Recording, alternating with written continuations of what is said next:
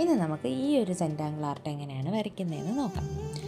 അത് പറഞ്ഞപ്പോൾ എൻ്റെ വീഡിയോസിന് ആദ്യമൊക്കെ ഒരു 1K വ്യൂസൊക്കെ പോകുമായിരുന്നു. സാധാരണ കൂടിക്കൂടിയാണ് വരേണ്ടത്, പക്ഷേ ഇതാ നേരെ തിരിച്ച് കുറഞ്ഞു വരുന്നുണ്ട്. അതിൻ്റെ കാരണം എന്തായിരിക്കും അറിയില്ല. അപ്പം ഇതാണ് ഇന്നത്തെ സെൻറ്റാങ്കിൾ ആർട്ട്. ആദ്യം ഇതേപോലെ കുറച്ച് സ്പൈറൽ ലൈൻസ് വരച്ചതിന് ശേഷം അതിൻ്റെ ഉള്ളിൽ സർക്കിൾസ്, പിന്നെ ഈ നടുക്കത്തെ പോർഷനിൽ കർവ്ഡ് ലൈൻസ്, പിന്നെ ഈ അട്ട പോലെ ഇരിക്കുന്ന കുറച്ച് ഡിസൈനും കൂടെ വരച്ച് കഴിഞ്ഞാൽ ഇന്നത്തെ സെൻറ്റാങ്കിൾ ആർട്ട് കംപ്ലീറ്റ് ആയി.